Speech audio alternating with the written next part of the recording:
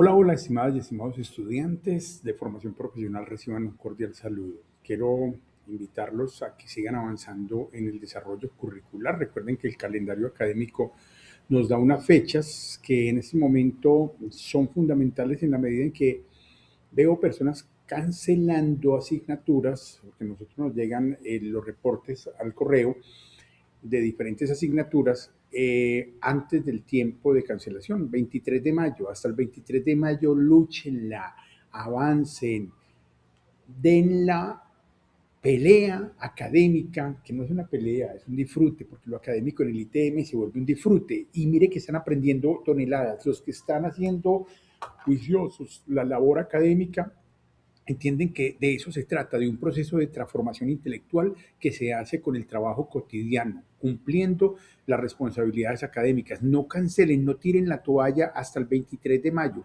Bueno, hasta esa semana, cuando ya digan, bueno, ya no pude pasar esta materia, no quiero arriesgarme a perderla, pero con estas materias que son de trabajo permanente, no hay excusa, muchachos. Por favor, no cancelen. Miren las oportunidades que les brinda el ITM tan maravillosas. Esperamos que ya la segunda calificación de estudiantes a docentes también y a los cursos nos la puedan hacer del 20 al 26 de abril, cuando vuelve y se abre el sistema.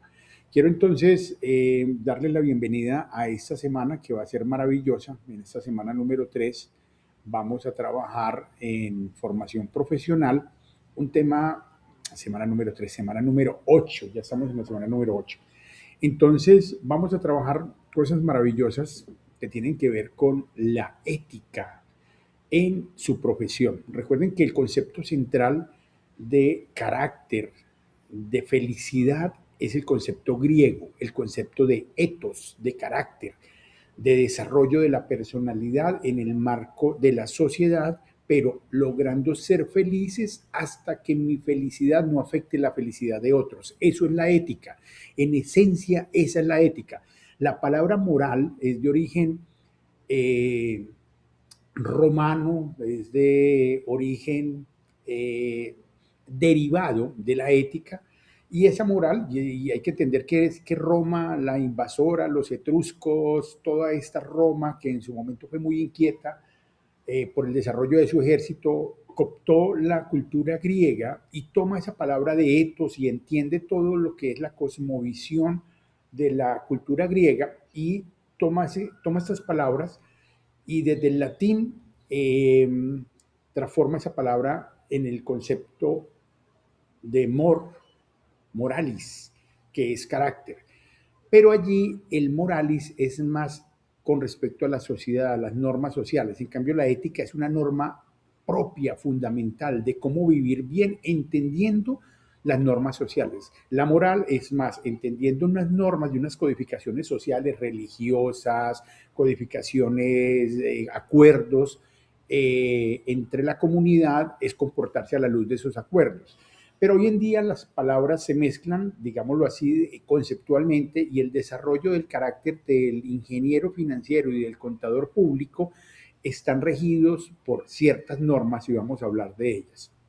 La primera es el Código de Ética de 1990, Ley 46 para la contaduría pública. Y es que en ese momento la ingeniería financiera todavía no era una carrera consolidada. Hasta ahora se empezaban a ver en el mundo las primeras ingenierías financieras. Es decir, el paso de esa ingeniería que primero fue civil, luego militar. No, primero fue militar. La ingeniería realmente primero fue militar. La ingeniería original con la que diferentes naciones solucionaban problemas para colonizar o para defenderse, tanto para agredir como para defenderse, era una ingeniería militar. La ingeniería militar pasa a ser ingeniería civil, que es la ingeniería de las construcciones, de las obras civiles, y esa ingeniería luego tiene diferentes ramificaciones hacia la parte mecánica, hacia la parte eléctrica, hacia la parte organizacional, industrial, y de ahí se deriva luego la ingeniería financiera. Entonces, la contaduría pública, aunque también es una carrera relativamente joven, es un poco más antigua que esa ingeniería financiera y tiene en Colombia ese código de ética establecido desde 1990 y que ya vamos a ver cómo se ha actualizado. Pero el código fundamental que rige como vigencia de Colombia es el código de la ley 43 del 90 que está actualizado en el anexo número 4 del decreto 2420 de 2015, que es el decreto único reglamentario de las normas de contabilidad, de información financiera y aseguramiento de la información. Pero vamos a dejarlos un poco ahí porque luego nos vamos a concentrar en la parte fundamental de estas normas. Para los ingenieros en Colombia rige la ley 842 de 2004, que es la que reúne a nivel general el código de ética de la ingeniería, y como la tarjeta profesional de ustedes es diferente a la tarjeta profesional del contador, se la ofrece Cognia, que es el grupo, el consejo profesional de la ingeniería, y el consejo profesional de la contaduría es otro. Entonces las tarjetas profesionales son diferentes, pero en esencia los conceptos fundamentales de prudencia, de manejo de la información, de manejo de la rigurosidad normativa, tanto normativa legal como normativa propia de la profesión, es un asunto que se circunscribe a través de estas normas, y se establecen comités que hacen esa vigilancia de la norma y que pueden en algún momento condicionar la tarjeta profesional de alguno de nosotros. Suele suceder en todas las profesiones que si se cometen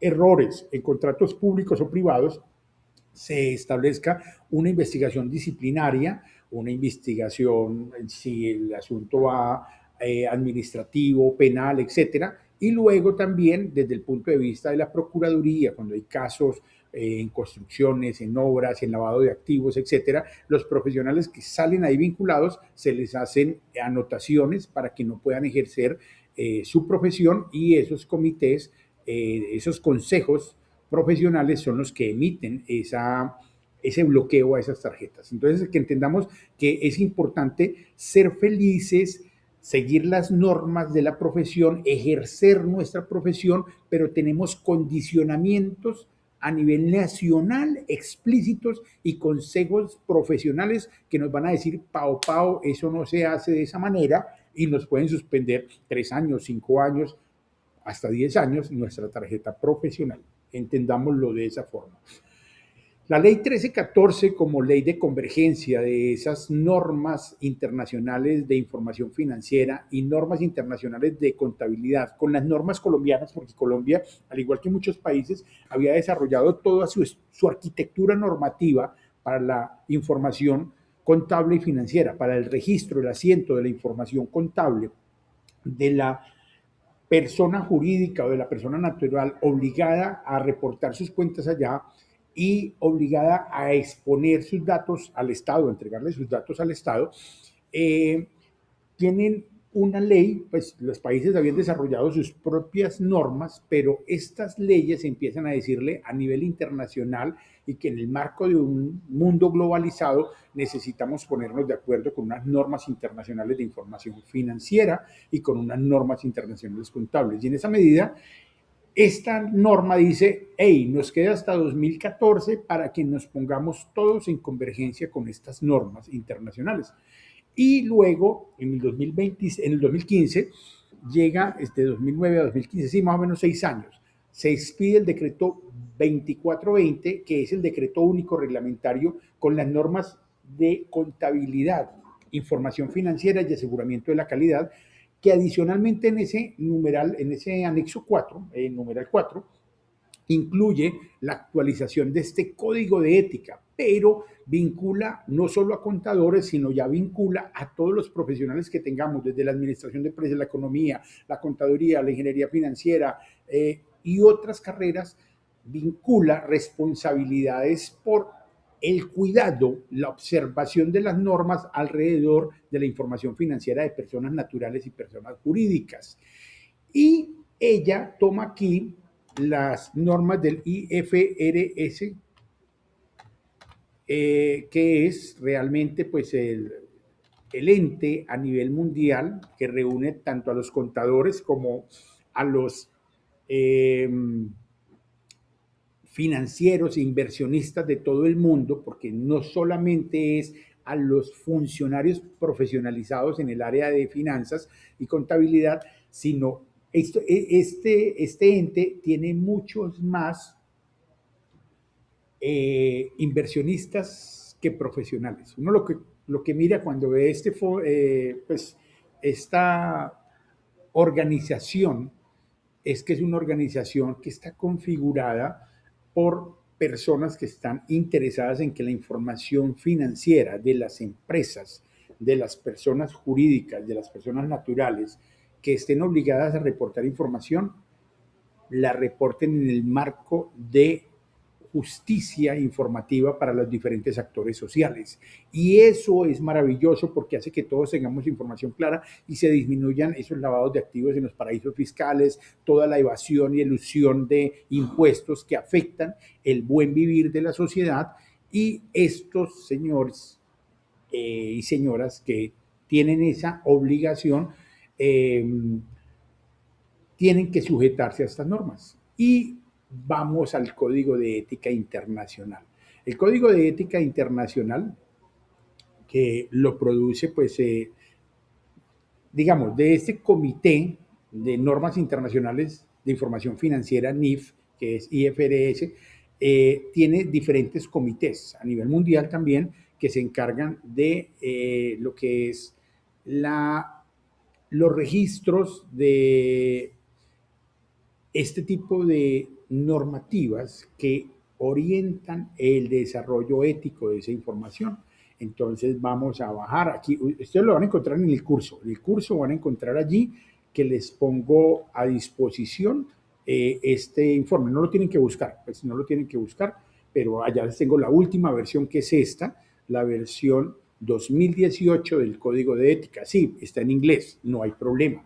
Ustedes van a utilizar Notebook, quienes vayan a hacer el reto de esta semana por esta vía, entonces van a utilizar Notebook y van a hacer un cuaderno donde ingresen en ese nuevo cuaderno el código de ética de las personas que manejan información financiera a nivel mundial. Entonces van a bajar ese código de ética y lo van a meter a Notebook LM. Y se van a dar cuenta, si lo quieren hacer, bajar esta ley, porque esta ley está en PDF, lo mismo que esta ley está en PDF, lo mismo que, bueno, esta no tanto, esta está en PDF, pero esta no va directamente contra el código de ética o no aporta de manera directa. Lo que estás mencionando es que se convergen hacia esas normas internacionales de información financiera. Pero esa norma y el marco conceptual para la información financiera, también versión 2018, son dos normas internacionales que ingenieros financieros, tecnólogos en análisis de costos y presupuestos, tecnólogos en gestión financiera, tecnólogos en gestión administrativa, porque todos resultamos desde nuestras profesiones vinculadas con las decisiones financieras de las empresas. Y en muchas ocasiones algunos pertenecemos a comités o a grupos directivos donde nos toca firmar esa información. Entonces, en esa medida, tenemos que mezclar estos dos ingredientes e identificar cómo el marco conceptual para la información financiera, que también lo expide, este es este marco. Venga, yo lo voy a abrir otra vez. Ah, bueno, este está acá. El marco conceptual, Conceptual Framework for Financial Reporting. Este marco conceptual nos da también elementos críticos de decisión que nos permiten navegar en un entorno seguro de ejercicio de la profesión financiera y contable para que hagamos nuestra labor de manera juiciosa a la luz de las normas internacionales. Entonces, labor de esta semana, revisar estas dos normas en Notebook, hágale todas las preguntas que quiera hacerle a Notebook. Notebook te sugiere, te hace el resumen de las dos normas, te sugiere, vamos acá a tratar de subirlas. Yo tuve que haberlo bajado la semana pasada.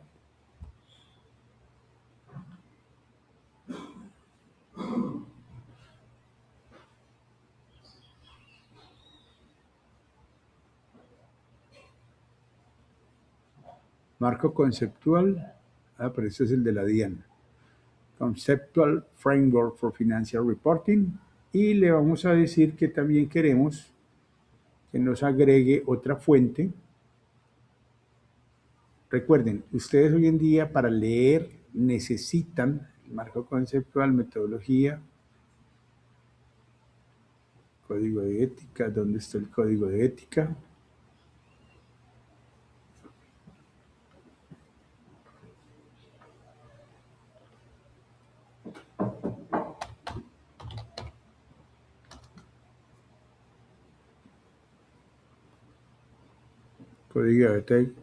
código de ética de la contabilidad.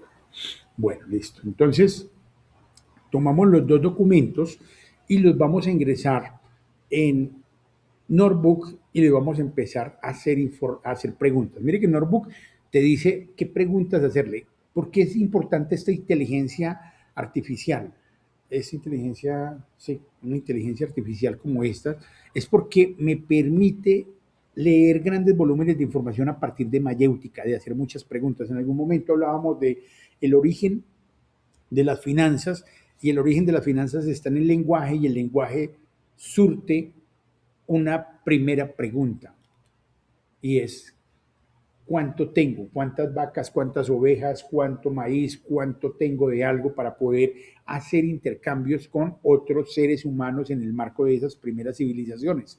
Y ese cuánto va dando respuesta y va dando modelación a nuestro lenguaje y ese lenguaje va dando modelación a una forma de estructura que me permite a partir de las preguntas, y lo exponía a Aristóteles, a partir de las preguntas, Aristóteles y Platón leyendo a Sócrates, a partir de las preguntas, haciendo mayéutica, preguntándome muchas veces sobre algo, logro entenderlo mucho mejor. Más allá que buscar la verdad, que era lo que ellos pretendían, entiendo mucho mejor las cosas. Entonces, a partir de preguntas, le pueden hacer aquí diferentes preguntas. Puede ser las que él sugiera o usted puede ser,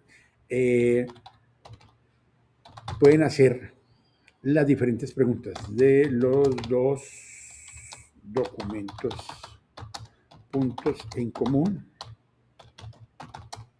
y diferencias.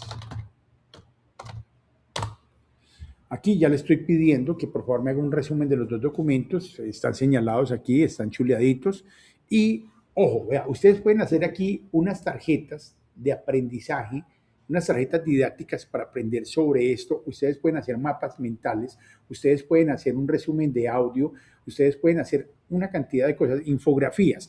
Ustedes pueden hacer una infografía para presentar este informe, pero primero háganle preguntas a esto. Estos son documentos de marcos normativos internacionales para la profesión contable. Y ojo, también a otra cosa. Profe, es que yo me voy a quedar solamente como tecnólogo en análisis de costos y presupuestos. Yo no tengo, ni voy a ir a España, ni voy a ir a Estados Unidos, ni voy a ir a Panamá, ni voy a ir a México, ni voy a ir a Perú. Profe, yo me voy a quedar aquí trabajando toda la vida en Medellín. Bueno, entienda que de todas maneras hay empresas multinacionales que necesitan ponerte en contacto con organizaciones centrales donde estas normas se tienen que manejar. Así tú vayas a manejar solamente en una empresa la auxiliaría de costos a nivel de proceso productivo, mirar cómo se optimizan los costos, vas a tener que estar en contacto con estos marcos internacionales de información financiera porque de una u otra forma vas a tener que reportar información que nutre las decisiones de la organización. Recuerden que la contabilidad es una. Tenemos una sola contabilidad que la rige la norma nacional e internacional que delimita. Miren que por eso es importante hablar de esta ley de convergencia. La ley de convergencia, adicionalmente a darle fundamento ya al Consejo Técnico de la Contaduría Pública y a la Junta Central de Contadores, delimita lo que es la implementación de estas normas y nos dice que esa convergencia de las normas nacionales nos lleva a incorporar las normas internacionales y a sacar decretos reglamentarios para incorporar la NIF 38, la NIF 34, la NIF la 7, porque hay unas NIF que salen y hay otras que se eliminan. Hay unas NIC también que van quedando obsoletas o que se actualizan y hay que identificar, y para eso es ese consejo técnico. Entonces, no solo los contadores, esto surge de la profesión contable, que era una de las profesiones más organizadas, que es una de las profesiones más organizadas y más reglamentadas en Colombia, pero esto empieza con estos decretos a tomar un espectro de vinculación de todas las otras profesiones, porque muchas veces va a estar al frente de una firma de responsabilidad legal de una empresa como representante legal, un ingeniero, un administrador, un economista, muchas veces contadores públicos. Pero el asunto es que tenemos que entender que estas leyes nos vinculan a todos los que trabajemos en lo organizacional, en las organizaciones públicas y privadas, porque estos son mandatos para aplicarlas. Aquí están las definiciones de grupo, grupo 1, grupo 2 y grupo 3. ¿Quiénes pertenecen al grupo 3? ¿Quiénes pertenecemos? Las personas naturales, las microempresas, todo lo que es el régimen simple, ya luego pasan las pequeñas y medianas al grupo 2, algunas de ellas, otras se quedan en el grupo 3, y luego las del grupo 1 son esas grandes organizaciones, sociedades anónimas, etcétera, etcétera. Entonces, aquí está, vamos a buscar algunas de ellas, que también las pueden vincular acá. Decreto 2024, 2420, entonces uno nota aquí cómo este decreto de 2015 delimita al grupo 1. Entonces, ¿quiénes, qué deben presentar qué debe publicar las empresas que estén en el grupo 1? ¿Y quién define las empresas de el tipo de grupo, las empresas? La 1314. Ley 1314 de 2009. Aquí es donde me definen también los tipos de grupo a los cuales les va a aplicar esta norma. Me definen también este tipo de órganos que van a estar allí dispuestos. Aquí hay la autoridad disciplinaria, la Junta Central de Contadores, es la que tiene una unidad específica para poder emitir esos conceptos acerca del comportamiento, y el Consejo Técnico de la Contaduría Pública, quienes se encargan precisamente también de traer esas normas y hacer la articulación, de poner esas normas en articulación con la ley colombiana. Y es precisamente aquí donde delimitan, este Consejo Técnico de la Contaduría Pública delimita estos grupos y la pertenencia de acuerdo al tipo de organización a cada uno de estos grupos, ¿cierto? Para que presenten la información de una manera o de otra, para que sea transparente para la sociedad.